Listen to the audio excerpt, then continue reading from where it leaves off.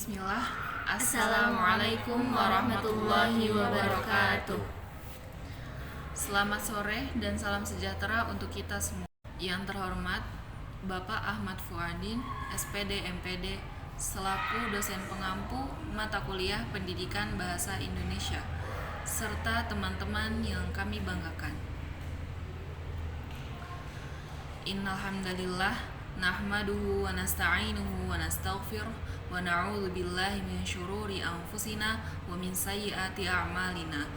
May yahdihillahu fala mudhillalah wa may yudlilhu fala hadiyalah. Asyhadu an la ilaha illallah wa asyhadu anna Muhammadan abduhu wa rasuluh la nabiyya ba'dah wa la rasula ba'dah amma ba'du. Pertama-tama, marilah kita panjatkan puja dan puji syukur kita atas kehadirat ilahi Rabbi yang mana telah memberikan kita nikmat iman, Islam, dan ihsan sehingga kita dapat berkumpul di tempat yang insya Allah penuh barokah ini. Yang kedua, sholawat serta salam tak lupa kita hanturkan kepada Nabi besar Muhammad Sallallahu Alaihi Wasallam yang telah membawa kita dari zaman jahiliyah menuju zaman Islamiyah. Sebelum itu, kami akan memperkenalkan diri. Saya Aisyah Hilwa Azahra dan saya Sopol Karimah. Saya Deliza Warasafa. Saya Ajmi Ni'amala. Kami dari kelompok 6 dengan judul artikel Pengaruh Muhadoroh terhadap Kemampuan Public Speaking Alumni Pondok Pesantren Modern As-Sa'adah. Baik, topik yang akan kami bahas hari ini adalah progres yang telah dilakukan dan progres yang akan kami kerjakan. Untuk mengefektifkan waktu, mari kita buka presentasi ini dengan membaca basmalah bersama-sama. Bismillahirrahmanirrahim. Selanjutnya, pembahasan materi yang akan dibawakan oleh 3 pemateri. Proses pencarian judul. Mengapa kami mencantumkan ini? Karena kami menemukan banyak sekali kendala yang ada. Yang pertama, pada tanggal 11 September, kami sudah menentukan judul Pengaruh Program Muhadoroh terhadap Keterampilan Berbahasa Arab di Pondok Pesantren Modern As-Sa'adah. Namun, karena terputusnya koneksi dengan responden, akhirnya kami memutuskan untuk ganti judul pada tanggal 13 Oktober dengan judul baru Analisis Bentuk dan Makna Amr dalam Quran Surah Al-Imran. Tetapi ditemukan kendala juga karena penelitian ini sudah ada dan sudah dipublish. Akhirnya pada tanggal 20 Oktober kami mengganti judul lagi, yaitu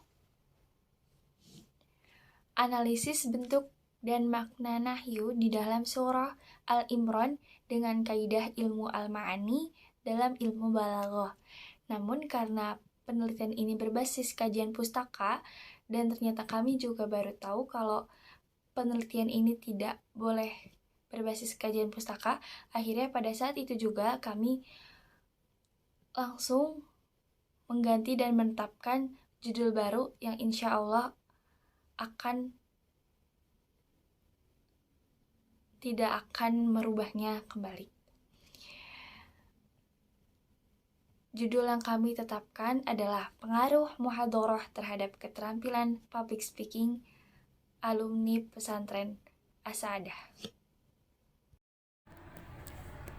Baik, saya di sini akan menjelaskan progres yang telah kami lakukan. Bisa teman-teman lihat. Nah, ini merupakan progres yang telah kami lakukan. Yang pertama yaitu menentukan tema dan judul.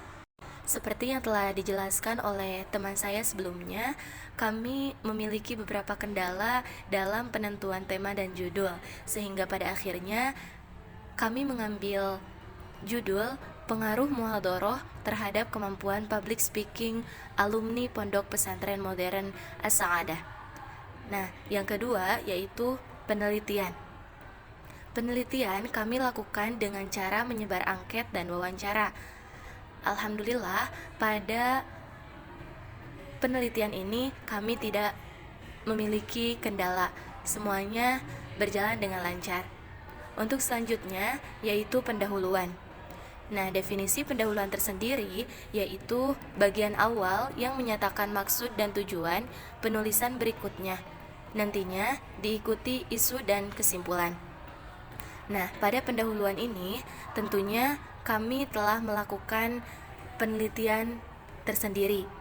Nah, setelah kami melakukan penelitian dan penentuan judul, maka diikuti oleh pendahuluan. Nah, untuk selanjutnya kami merangkai metode penelitian. Di sini kami mengambil metode penelitian kuantitatif. Metode kuantitatif. Nah, definisi metode kuantitatif tersendiri yaitu suatu riset kuantitatif yang bentuk deskripsinya dengan angka atau numerik statistik. Nah, maka akan dihasilkan data secara angka atau numerik. Nah, untuk selanjutnya hasil dan pembahasan. Lalu setelah kami melakukan metode penelitian, dihasilkanlah sebuah pembahasan dan data dari metode penelitian tersebut. Nah, bagaimana sih cara menghitung metode kuantitatif tersendiri? Nah, nanti selanjutnya akan dibahas oleh teman saya. Nah, kita lanjut dulu, yaitu kesimpulan. Di mana kesimpulan itu merupakan sebuah gagasan yang tercapai di akhir pembicaraan atau bisa disebut dengan hasil akhir. Nah, setelah dari sekian banyak data yang didapatkan, maka kami melakukan atau kami menulis kesimpulan dari data-data tersebut. Nah, untuk langkah selanjutnya yaitu kami merangkai atau menyusun abstrak. Nah, abstrak tersendiri ini yaitu abstrak tersendiri ini yaitu ringkasan keseluruhan secara singkat dan akurat. Nah, maka setelah kita merangkai dari pendahuluan hingga kesimpulan, lalu dapat dihasilkanlah atau dapat dirangkailah sebuah abstrak. Nah, untuk pembahasan selanjutnya akan dipaparkan oleh teman saya yang akan membahas mengenai hasil penelitian dengan metode kuantitatif. Baiklah, dalam kesempatan kali ini saya akan menjelaskan hasil penelitian yang telah kita lakukan. Adapun skala atau rumus yang kita gunakan yaitu skala Gatman. Sebelumnya, apa sih skala Gatman? Skala Gatman merupakan skala pengukuran yang membutuhkan jawaban dari respondennya hanya dengan dua pilihan, ya atau tidak, setuju atau tidak setuju, dan pilihan lainnya yang hanya memberikan dua pilihan kepada responden terkait pertanyaan yang diajukan. Seperti pada tabel yang tertera merupakan komponen-komponen pertanyaan mengenai pengaruh kegiatan muhadharah terhadap kemampuan public speaking. Objek penelitian yaitu alumni Pondok Pesantren Madrasah As-Sa'adah, jumlah responden 20, kemudian jumlah soal ada 10. Yang mana setiap pertanyaan mempositifkan akan pengaruh muhadharah terhadap public speaking. Nah, ini dia hasil dari angket yang telah disebar. Poinnya untuk skala Gatman ini ada 1 dan 0. Jadi poin tertingginya adalah 1. Seperti yang saya paparkan sebelumnya bahwa setiap pertanyaan tersebut berbentuk positif. Jadi untuk responden yang menjawab ya atas pertanyaan tersebut maka akan mendapat skor 1, dan yang menjawab tidak akan diberikan nilai 0. Begitu.